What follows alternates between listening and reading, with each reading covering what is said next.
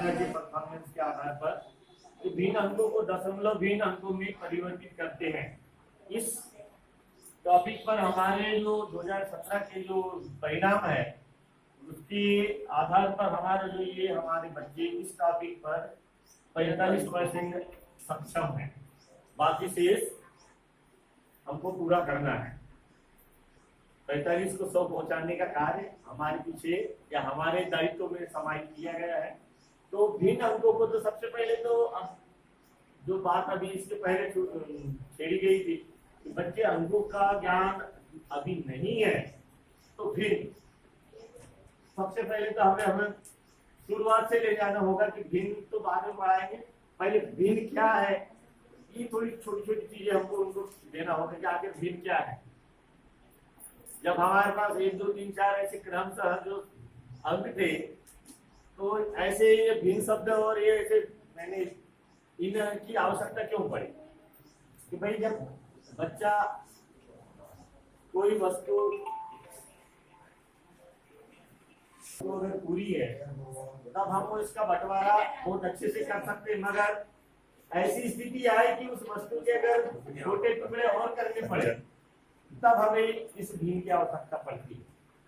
बच्चों को यह हमें बताना होगा कि भिन्न की आवश्यकता हमें तब पड़ी जब कोई एक वस्तु के उसके छोटे टुकड़े करना पड़े, तब की स्थिति में हमें भिन्न की आवश्यकता पड़ती है। छोटी अगर मान लो अपने पास 6 वस्तु और 2 भाई हैं तो वहां तो स्वाभाविक है कि 3 वस्तु अपन बांट लेंगे, पर अगर 5 वस्तु और 2 भाई हैं तो अब उस स्थिति में जो है वस्तु को बांटना थोड़ा सा कठिन होगा। और जब कठिन होगा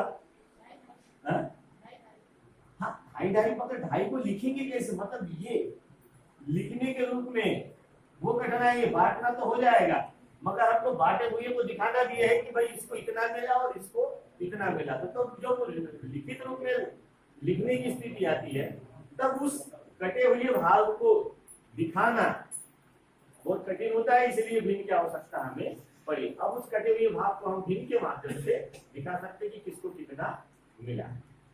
तो भिन्न जो है ये हमारा हॉटस्पॉट है और इसका रिजल्ट 2017 का थोड़ा सा कम है। वो जो नबी का जो पैटर्न था तो उसमें थोड़ा बहुत तो बच्चा कर ले रहा था 54% का, मगर ये जस्ट उसका अपोजिट है। 5 उधर है और 4 इधर हो गया, उल्टा हो गया। 54 से 45 हो गया है ना, अंकों का फेर बदल हो गया है। हाँ, जोड़ी पलट गई, कुल मिला के जोड़ी अपोजिट हो गई। इसमें भी एक पैटर्न आ गया है। हमको अगर पढ़ाने जाएंगे तो हमें भिन्नों के जो प्रमुख रूप से जो 3 प्रकार सम, विषम और मिश्र, ये फिर हम जो है आगे फिर उनको बढ़ाते चलेंगे।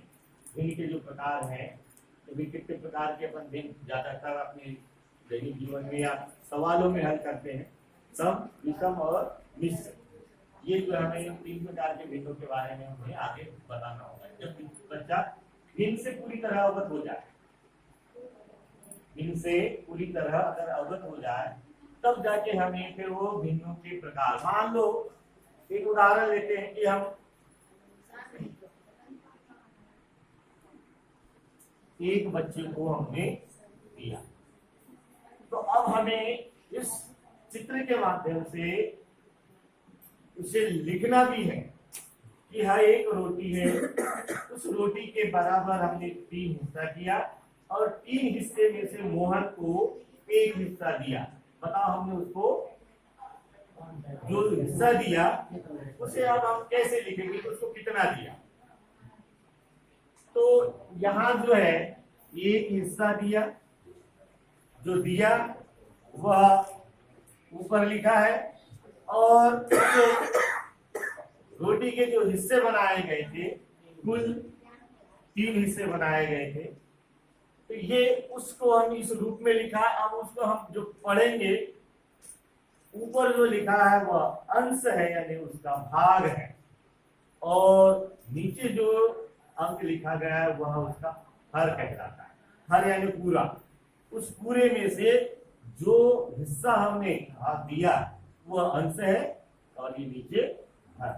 इस प्रकार से हमें दिन के बारे में एक सरल उदाहरण से हम शुरू करें और एक ही उदाहरण में सीमित ना रहे।